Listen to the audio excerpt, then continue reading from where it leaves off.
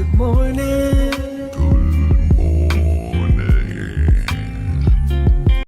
Good morning, my friends. Today is indeed a good day. I can love you and be your friend, even if we think differently, believe differently, act differently, look different, or come from different places in life. You are welcome here.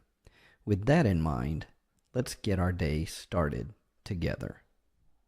Let's slow down together each morning to contemplate valuable precepts and how we might apply these in our thoughts, words, and actions today, and how they might grow into practices, habits, and even ways of life, so that our life's example is rooted firmly in core values that are a benefit to ourselves and to all around us. Good morning, my friends. It's the beginning of a new month. Today is June 1st. And let's talk about love. Reminds me of a song from my younger days. Let's talk about love, baby. Let's talk about you and me. Yeah, I know. They sing it a lot better than I do. So, this morning, we are considering the precept of love. Had something happen just last night that revealed the power of love the way that we're talking about as a precept. It's always good for us to dive into what we mean when we say one of these precepts. You say love to a teenage boy. If you had said love to me as a teenage boy, I probably knew very little about love. I knew a lot about lust. I knew a lot about emotions. I knew a lot about desire. But that is not the love that we're talking about today. Last night, in the middle of the night, my wife and I just both woke up in the middle of the night. Neither of us was really sure who was the one that woke up first. But in that waking up in the middle of the night, we both showed compassion and concern for each other. It was a very sweet moment. And it hasn't always been that way for me. I can think of times in my life where if someone woke me up in the middle of the night, I would be quick to grumble and quick to be upset that they had woken me up.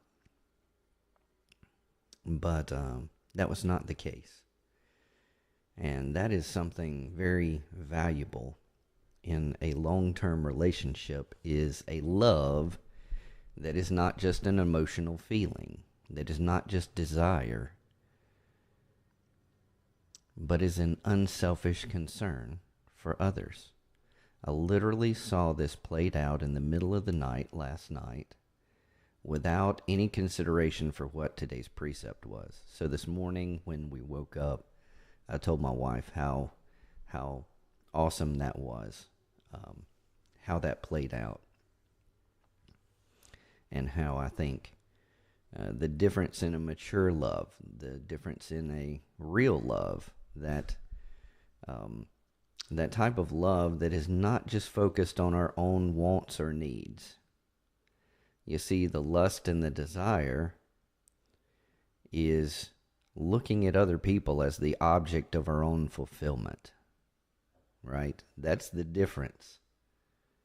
But a love, a real love that's not just emotion, that's not just desire, that's not just passion, is not rooted around ourselves and fulfilling our own desires, but it's interested in the service of others. It sees the value and the precious uniqueness of the other people around us and has an unselfish concern for them.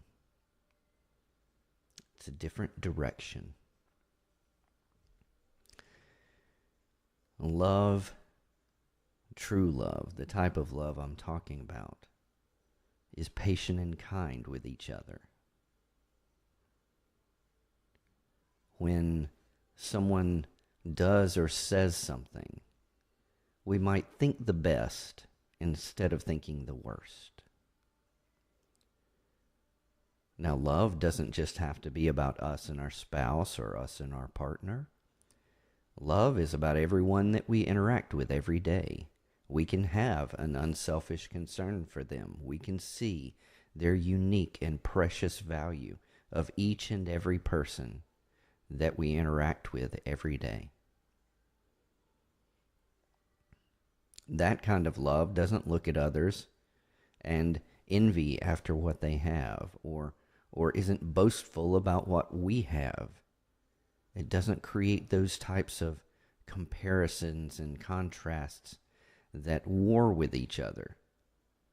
In fact, we can be glad for someone else when good comes to them. We don't have to rejoice if bad comes to someone who has frustrated us. And this is a different kind of love. Love isn't arrogant or rude because it doesn't place me above others. It doesn't place me in a position where others should service my wants and desires. So the stance on equal ground, face to face, eye to eye, heart to heart, is not going to interact in that manner because we respect.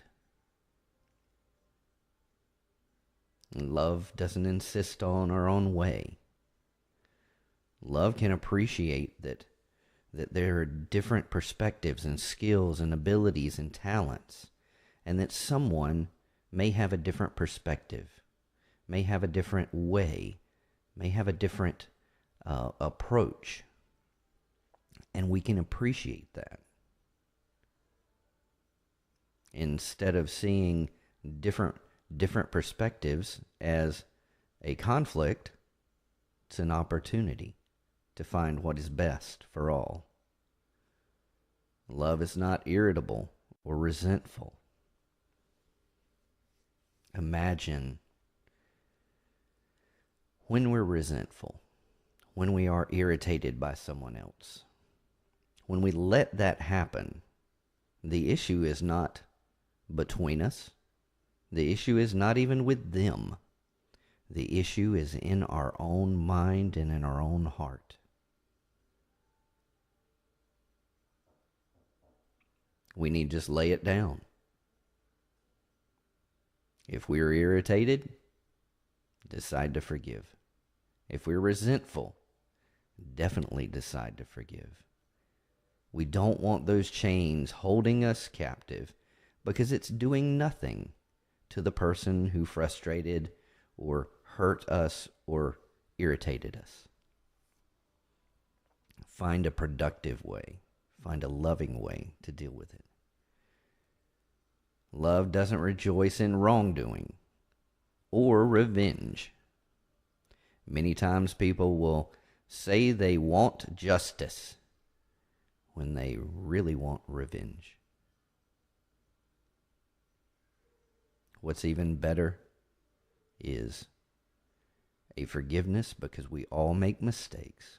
We have all, at different times in our lives, have done things that have hurt others. We can recognize this. We can admit this about ourselves and about others.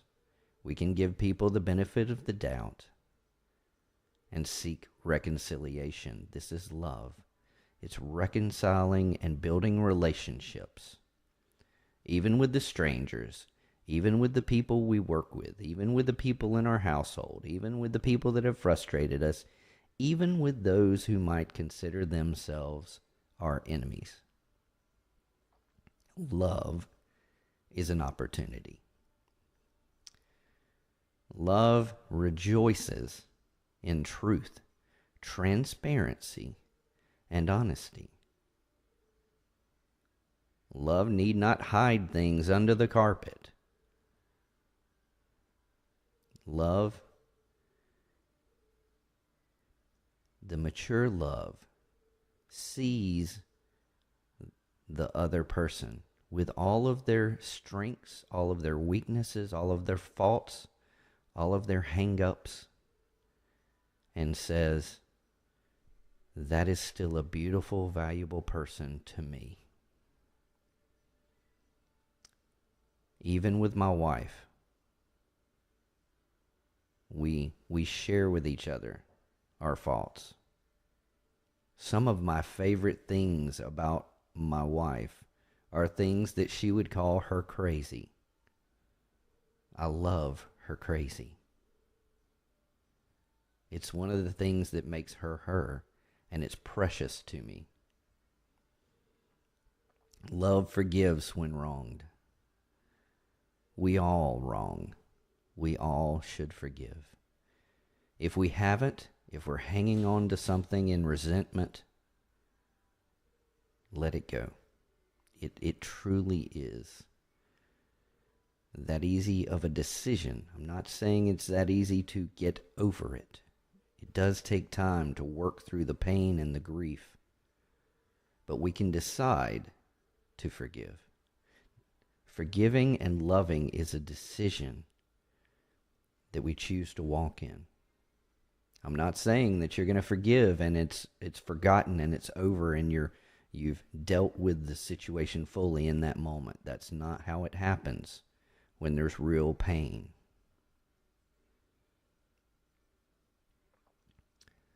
Love is not blind, but it does choose to believe others rather than trusting our doubts. Our minds can work against us. Our minds can come up with all kinds of scenarios that aren't real. We should judge fairly, not just trust our doubts.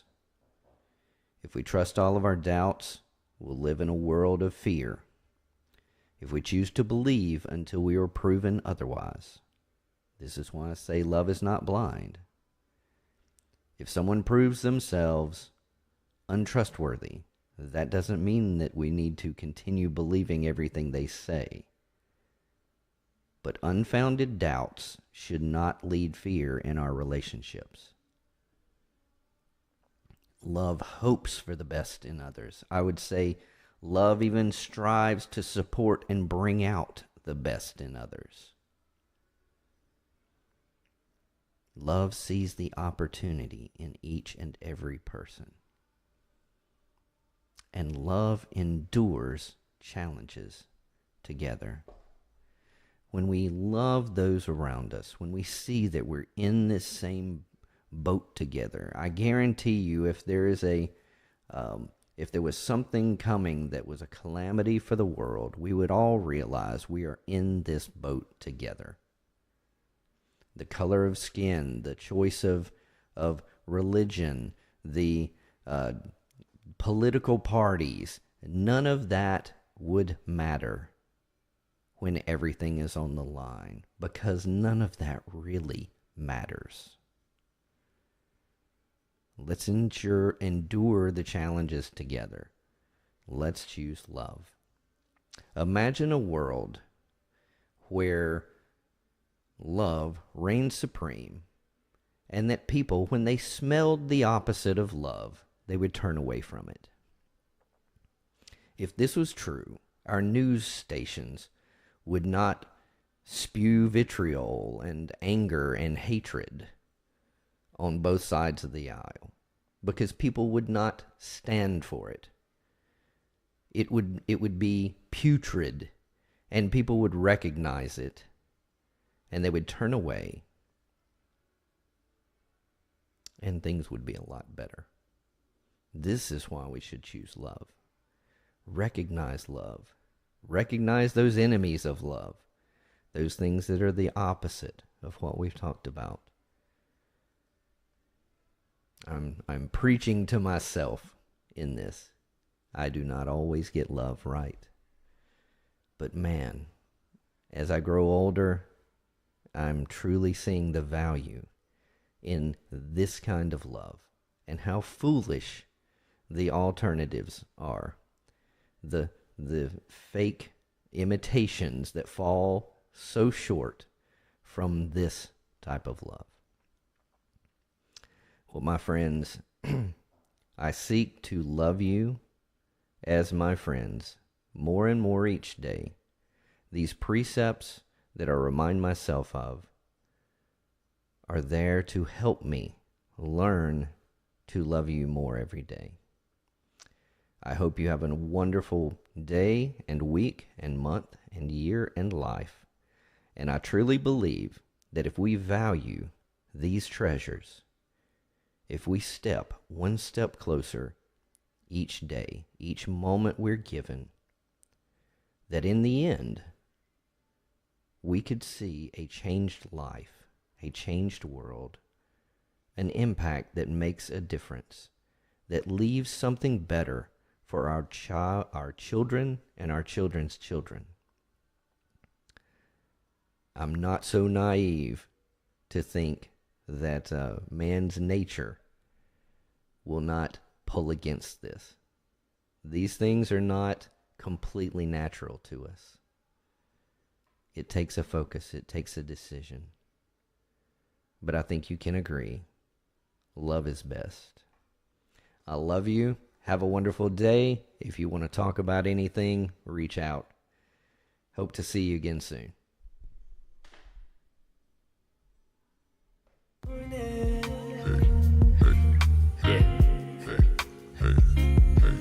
Good morning.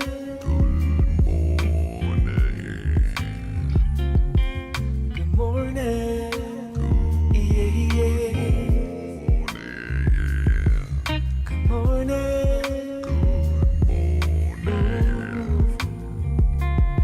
It's a new day.